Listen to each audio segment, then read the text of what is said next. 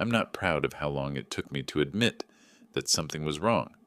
For months, I kept telling myself that if I just worked harder, if I pushed a little more, stayed a little later, made one more spreadsheet, my boss would finally see the value in my team. I clung to that belief like it was loyalty, when really it was fear. Fear of admitting that the person I trusted to lead us had been using my effort as his currency. The day I realized that wasn't loyalty at all, but stupidity, was the day everything started to unravel. It started with the training fund. I'd been trying to get it approved for nearly a year. My team wasn't falling behind. We were already behind. New tools, new systems, new certification requirements. Every quarter the gap widened, and every quarter we patched it with long nights and guesswork. We weren't lazy. We weren't incompetent. We were just underfunded and overpromised. I was the one who carried that weight. I was the one who kept telling them, just hold on, I'm working on it. So when the email finally came in, approved, training allocation for Q3, requester, my name, I sat back in my chair and just stared. Relief hit me so hard, it felt like someone had cracked a window in a room I'd been suffocating in. For the first time in months, I felt like I'd done something right. I sent a message to my team channel with nothing but, "It's happening." They responded with emojis and exclamation marks and a kind of excitement we hadn't had in ages. I told them I'd start scheduling courses and certifications the next week. They believed me. I believed me. And then things got strange. The first sign was my boss, Mark, suddenly acting vague whenever I brought it up. Before approval, he was all enthusiasm. Push the metrics, include the KPI uplift, show the ROI, this will look great to upper management. But after approval, he started dodging. Let's revisit next week, or training vendors are slow to respond this time of year, or just sit tight, I'm aligning some priorities. It wasn't the words that bothered me, it was the tone, like he was suddenly guarding something. Then the favored hire started hanging around Mark's office more than usual. This kid, if you can call a grown man who wore $600 sneakers to work a kid, had been Mark's shadow since day one. No experience, no certifications, no results to speak of, but he had the one thing Mark valued, the talent for making himself look important. He always got the conferences, the travel, the shiny assignments. We called him Golden Boy behind his back, though not unkindly. He didn't seem malicious, just inflated. I tried not to connect dots that weren't there, but one afternoon I overheard them talking in the hallway. Not words, just tones. Mark's voice low and secretive, the Golden Boy's stifled laugh, then something that sounded like, "It's fine, it's already covered." When I stepped out of my office, they went silent. A week passed, then another. Finally, I went to Mark directly. "Hey," I said, keeping it casual. "I'd like to move forward on the training schedule. My team is asking for timelines." Mark gave me a smile that didn't reach his eyes. "We'll get there. Just a bit more coordination on my end." "With who?" He waved a hand. "Leadership stuff. Don't worry about it." That was the point I should have felt the shift. But I didn't. I wanted to trust him. I wanted the story to be simple. Budget approved, training scheduled, team gets what they need. I didn't want to believe there was something else beneath it. The break came on a Thursday afternoon. I was checking the shared department calendar to schedule something unrelated, scrolling past the usual meetings and deadlines until something caught my eye. Leadership Development Offsite, Mark and favored hire's name. 3 nights, Hotel Bellcrest, flight confirmation attached. At first, my brain didn't even process it. I clicked. The cost center on the reservation was the same as the training fund, the same budget code I'd written into my proposal, the same justification, the same pool of money meant for certifications for my entire team. I felt something go cold behind my ribs. Not anger, not yet. Just the hollow drop you feel when you realize the joke has been on you for longer than you knew. I scrolled again, slower. Hotel? Flights? Meals? Leadership development materials. 2 attendees, total cost. Almost exactly the amount we'd secured for the entire team's training for the quarter. I sat back in my chair and stared at the screen. Outside my office, people moved around, printers hummed, keyboards clicked. The world kept going, oblivious.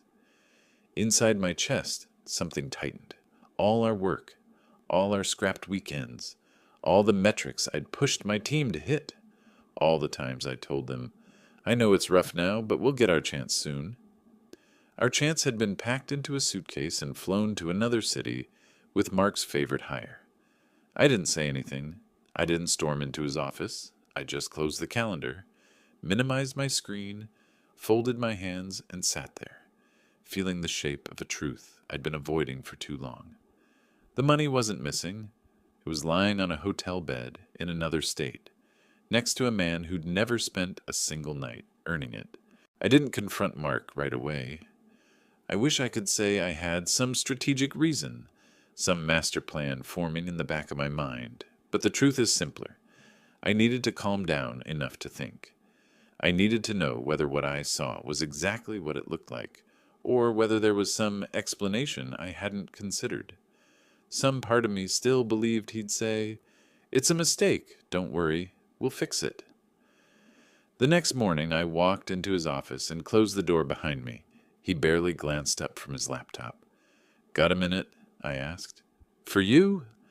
"Always," he said, though his eyes stayed on the screen.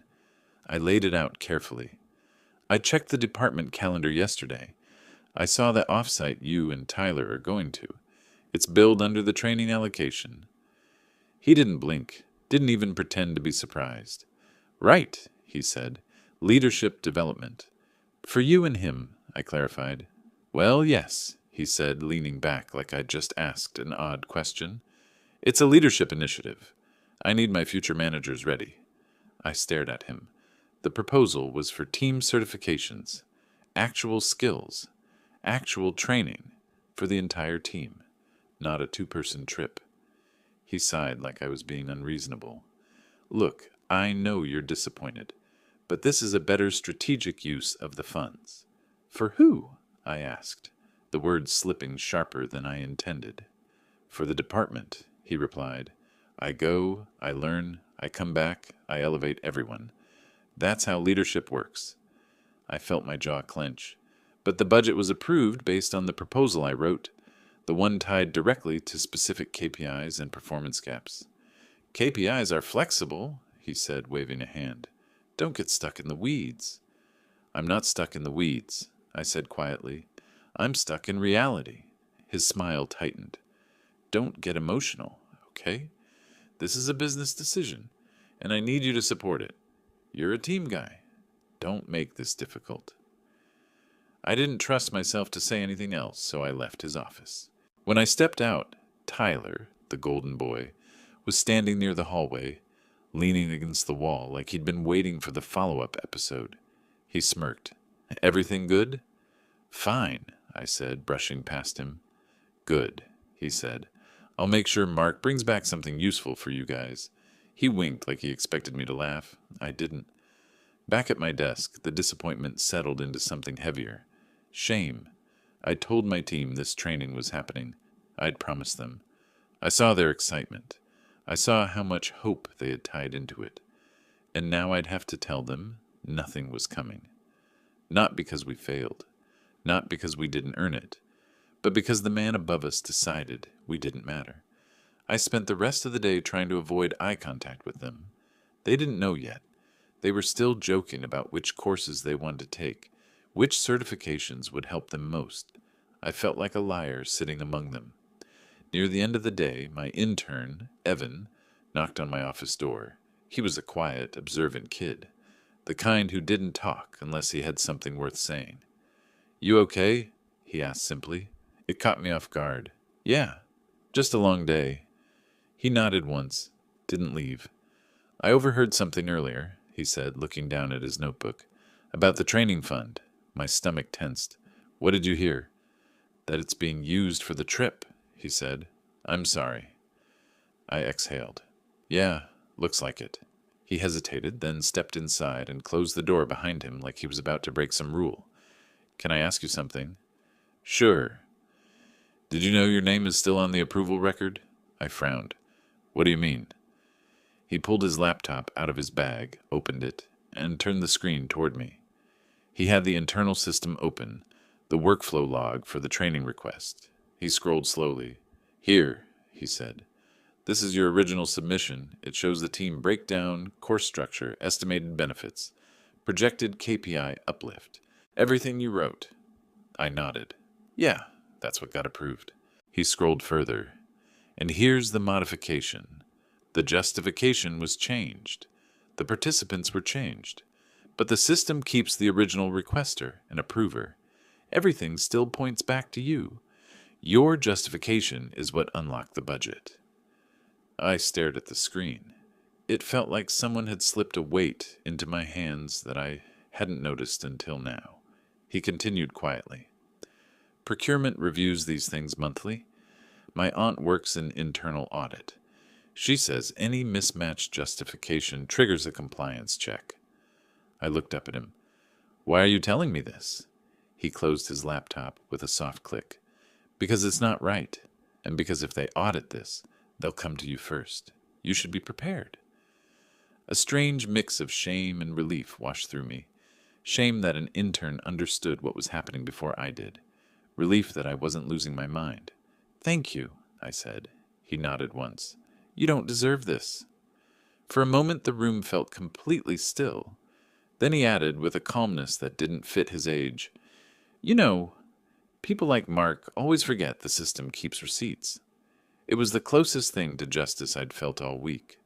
A small, sharp spark in the middle of the suffocating mess.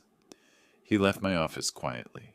I sat there staring at the darkened doorway long after he'd gone, feeling something shift inside me. Something steady. Something final. But that was just the beginning. I didn't go home that night with revenge in my head. Honestly, I went home feeling tired. Not angry tired, not defeated tired, just the kind of exhaustion that sits behind your ribs when the truth finally settles, and you stop pretending it's something else. I microwaved leftovers, stared at the wall, and tried to figure out if there was any version of this situation where Mark hadn't used me. There wasn't. The next morning, Evan found me before I'd even finished my first cup of coffee. I thought about it last night, he said quietly, standing in my doorway like he wasn't sure if he should come in. If you want, I can help you pull a clean timeline. A timeline? I repeated. He nodded. Audit likes timelines, documents, screenshots, anything factual, no opinions. He was right, and something about the way he said it, calm, almost methodical, made me realize he wasn't doing this out of anger. He was doing it because he believed rules should mean something. That was rarer than people think. Okay, I said, let's do it. We shut my office door. He pulled his laptop out. I booted mine up. For the next 2 hours, we worked in quiet concentration. It felt almost surgical, cold, precise, unemotional. We dug through emails, approvals, system logs, calendar entries, purchase orders. Evan knew exactly where to look, and every time he guided me, he did it with this steady confidence I hadn't seen in him before. Here, he said, pointing to the screen. This is when your proposal moved from pending to approved. See? No edits yet. We saved the screenshot. Here's where the description was changed. Look at the timestamp. 2 days after approval, and only one editor's login. Saved. Here are the participants before and after. Saved. Here's the cost center confirmation. It ties directly to the fund allocated under your request. Saved. Piece by piece, a picture formed. Not a dramatic one. Not a smoking gun movie moment. Just a very simple, very clear story. I wrote a proposal. It got approved. Someone, my boss, quietly altered it to benefit himself and one employee using money earmarked for a team of 7. Evan compiled a folder structure for me like he'd done it 100 times. This, he said, is how audit people do things. Order matters. When we finished, I leaned back. You didn't have to help me with all this. He shrugged. I know, but someone should. It became my first small catharsis. Not dramatic, not loud, just the realization that I wasn't alone in this, and that at least one person in that building hadn't bought into the culture of looking the other way. At noon, I wrote the email. It wasn't long, or emotional, or accusatory. It was 4 sentences. Hi, I'm seeking clarification regarding the use of the Q3 training allocation, cost center, originally approved under my proposal. Current expense records suggest a misalignment between the approved justification and the activities being billed. Could you please confirm whether this adheres to policy and whether any further action is required on my part? Thank you. I attached the timeline and documentation. I sent it to HR compliance and the finance controller. No caps lock, no exclamation points, no dramatic wording, just data. For 10 minutes, nothing happened. Then compliance replied, received, reviewing. Then finance replied, this requires further examination. Thank you for raising. Then HR sent a meeting invite titled clarification. Something in the air shifted, not panic, momentum, like someone had nudged the first domino, and we were watching the lines start to tremble. 2 hours later, Mark texted me from the airport. Mark, hey, just landed. Did you send something to HR? I didn't answer. Mark, I'm hearing weird stuff. Call me. I didn't. By late afternoon, I got another email from compliance. Please refrain from discussing this matter externally until our review is complete. A sentence like that only shows up when trouble is real. Evan appeared at my door again. You're okay? He asked. Yeah, I said, and I was. Nervous but steady. You won't get in trouble, he said. You did everything by the book. I nodded. I know. He hesitated, then added, people like him always assume no one's watching. I wanted to tell him he was smarter than he realized. Instead, I said, thank you, really. At 4:40 p.m., HR sent another message. Your presence is not required for the remainder of the review. We'll reach out if we need anything further. That line told me everything. If they needed me, I'd be in the meeting. If they didn't, it meant they already had enough documented inconsistencies to move without me. And inconsistencies meant violations. At 5:02 p.m., I got a call from a coworker who'd stayed late. Hey, she whispered. Mark's badge isn't working. He's at the front desk, arguing with security. I didn't say anything for a moment. I didn't feel joy, not shock, just a strange, deep quiet. Thanks for letting me know, I said. I drove home with the windows cracked, the early evening air cutting through the last of the day's tension.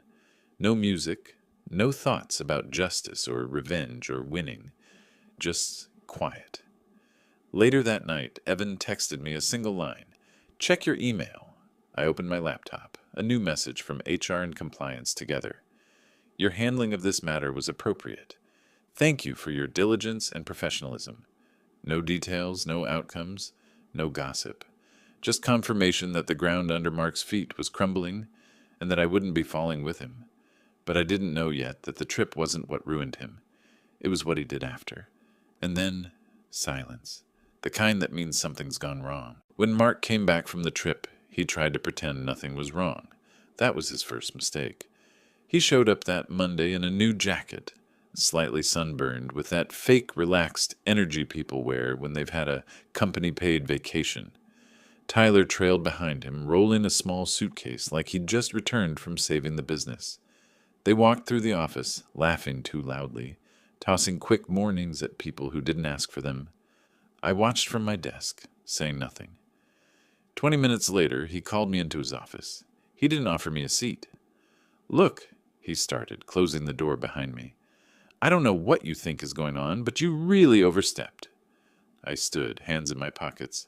I asked a question about a budget that was approved under my name. That's not overstepping.